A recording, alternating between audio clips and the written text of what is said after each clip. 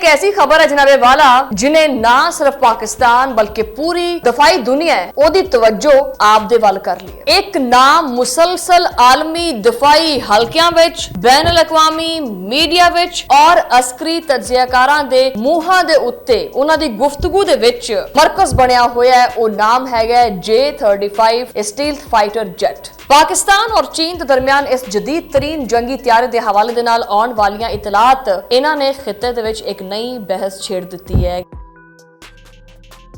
बहरहाल जदीद सेंसर्स, ताकतवर रेडार सिस्टम, बेहतर सूरत हाल की आगाही और जदीद इलैक्ट्रॉनिक वॉरफेयर सिस्टम्स वो J-35 ਨੂੰ एक जदीद जंगी प्लेटफॉर्म के उत्ते मजीद मुस्तहकम करते हैं। पाकिस्तान की एयरफोर्स पहले ही दुनिया ਨੂੰ बेहतरीन फजाई अफवाज दे विच अपने आप ਨੂੰ शुमार करके दस चुकी है। पेशावराना सलाहियत, बेहतरीन तरबियत, जदीद हिकमत अमली और महदूद वसाइल दे हुंदे होए भी गैर मामूली कारकर्दगी करके आलमी सतह के उत्ते आपदा नाम किदां ऊंचा कीता जा सकता है।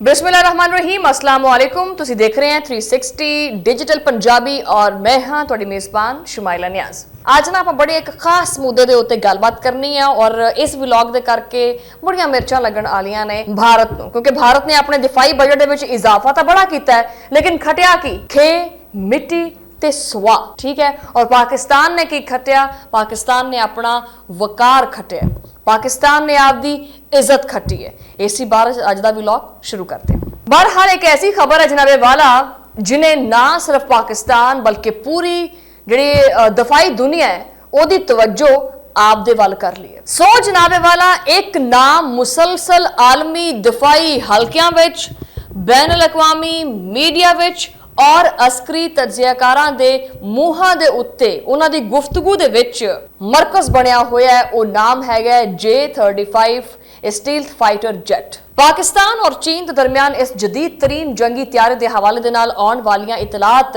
इन्हां ने खिते दे विच एक नई बहस छेड़ दी है कि हाय J-35 दा किते मुआहदा तां नहीं हो गया। और अगर ये पेशरफ्त हकीकत दा रूप इख्तियार कर गई ਤਾਂ ਇਹ सिर्फ एक नवें जंगी त्यारे की खरीदारी नहीं होएगी बल्कि पाकिस्तान की दिफाई हिकमत अमली, फजाई ताकत और मुस्तकबिल दे विजन दे विच एक बहुत वड्डी तब्दीली तसव्वुर की जाएगी।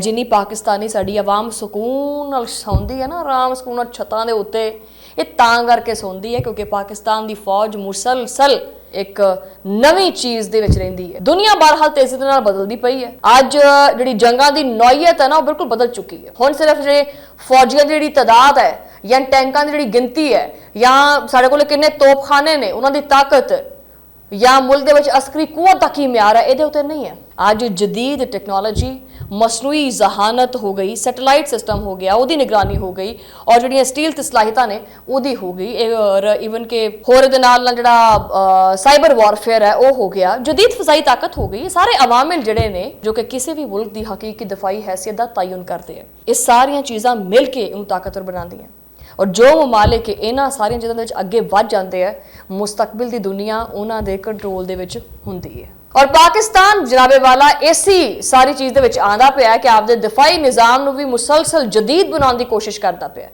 पाकिस्तान आपदे दिफाई लिहाज नाल किसी तो भी पिछे नहीं हैगा। इत्थे फिर चेता कर लैंदे आपां इस गल दा बड़े अरसे बाद, खैर मेरे मूँह दे उत्ते ये वाला वर्ड आया चेता करदे आ 2025 दी जिहड़ी धुलाई कीती सी ना भारत दी, वो देख लो। तो फिर वो पाकिस्तान का दिफाई सिस्टम है ना, दिफाई निज़ाम है ना, एक हिकमत अमली है ना, एक स्ट्रैटेजी है पाकिस्तान की। पाकिस्तान फिर तुहानूं पता है कि मैं छड़ देने इत्थे। खैर अगर पाकिस्तान और चीन के जिहड़े ताल्लुकात ना आपां उहदे उत्ते एक नज़र पाइए तो यह महज सिर्फ और सिर्फ सफारती ताल्लुकात नहीं है बल्कि एक लंबे अरसे तो स्ट्रैटेजिक शराकतदारी की एक मिसाल है। और दोनों मुल्कां ने तुसीं देखिया कि हर मुश्किल वक्त दे विच एक दूजे का साथ दिता है। पाकिस्तान ने कभी भी चीन तो पिछे नहीं हटिया और चीन कभी भी पाकिस्तान दे वलों कभी भी उन्हें अपने आप को पिछा नहीं किया है। हर लिहाज नाल ताउन किया है। दिफाई शोबे तक दोनों मुल्कां दे ताल्लुकात वक्त दे नाल मजीद मजबूत होंदे गए है, ना कि दूरियां तक गए ने। और तुहानूं तां पता ही है कि पाक चीन दोस्ती नूं अक्सर समंदर नालों ज्यादा डूंगी और हिमालया नालों ज्यादा उच्ची और शहद नालों ज्यादा मिठी ये कहंदे हैं। और दिफाई मैदान दे विच ये दोस्ती जिहड़ी है वो कई आम मनसूबियां दी सूरत दे विच दुनिया दे सामने आ चुकी है। पाकिस्तान और चीन की जी दोस्ती है दुनिया जानती है। अच्छा, इतने हुण एक गल सुनो कि पाकिस्तान एयरफोर्स और चीन के दरमियान ताउन ये कोई नवीं गल है नहीं। यह जो JF-17 थंडर प्रोग्राम है ये भी यदी बहुत वड्डी मिसाल है। और इस मनसूबे ने पाकिस्तान नूं ना सिर्फ एक जदीद लड़ाका त्यारा दिता है बल्कि दफाई जी खुद इन्हिसारी हुंदी है ना उहदे वास्ते एक अहम जो कदम है ना वो भी साबित किया अपने आप।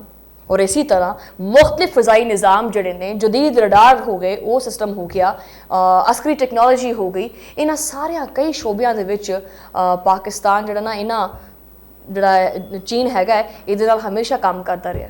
ये दोनों ममालिक जड़े ने पाकिस्तान और चीन ये एक दूजे दे नाल काम करते रहे। यही वजह है कि J-35 वर्गे जदीद तरीन त्यारे का नाम पाकिस्तान दे नाल जोड़िया गया तो दुनिया भर जड़े है ना उत्थे जड़े माहिरीन बैठे सी दफाई माहिरीन उन्होंने कहा भी ये केड़ा रौला जिहा बन गया, ये चलदा की पिया है पाकिस्तान और चीन के दरमियान। J-35 कोई आम मामूली चीज़ नहीं है। J-35 चीन की जी जदीद तरीन फिजाई टैक्नोलॉजी है ना उहदा एक शाहकार समझा जाता है। ये 5वीं नस्ल का एक स्टील्थ जंगी त्यारा है उहदे शुमार किया जाता है। और यदी सब तो वड्डी खसूसियत पता की है, ये रडार ते किते दिसदा ही नहीं है, नज़र ही नहीं आता, ऐसा कोई चकमा देंदा है दुश्मन नूं। ठीक है, मसला बन गया वैसे भारत वास्ते हुण की करिए। ਇਹਦਾ मकसद की होंदा है? ਇਹਦਾ मकसद यही है कि दुश्मन फिर जिहड़ा ना वो साडे त्यारे दा सुराग ना लगा सके। जदीद फ़ज़ाई जंग दे विच ये सलाहियत फैसला कुन किरदार भी अदा करती है, क्योंकि जिहड़ा त्यारा पहले दुश्मन देख लेंदा सी वो हुण नहीं देख पाएगा। यानी भारत वास्ते ये मसला बन गया है कि भी असी हुण जाइए किहड़े पासे। ये तो हुण ऐं दे त्यारे लैंदे पे है जिहड़े सानू नज़र ही नहीं आने। सानू तो जिहड़े नज़र आंदे सी असी तो उन्हां दा कुछ नहीं कर सके।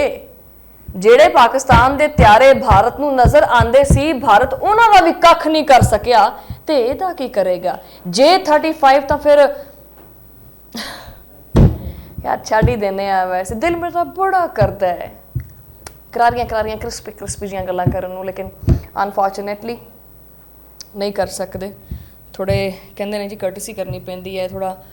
खैर छड्डो, कदी जिंदगी च मौका मिले तो करेंगे। बहरहाल जदीद सेंसर्स, ताकतवर रेडार सिस्टम, बेहतर सूरत हाल की आगाही और जदीद इलैक्ट्रॉनिक वारफेयर सिस्टम्स और नैटवर्क जिहड़ा इहदा हैगा और जिहड़ी इहदी स्ट्रेंथ है, जो इहदियां सलाहियतां ने वो J-35 नूं एक जदीद जंगी प्लेटफॉर्म के उत्ते मजीद मुस्तहकम करदियां ने। और यही वजह है कि दुनिया के दिफाई माहिरीन इनू चीन की फिजाई कुवत दे विच एक बहुत वड्डी पेशरफ्त करार देंदे पे है।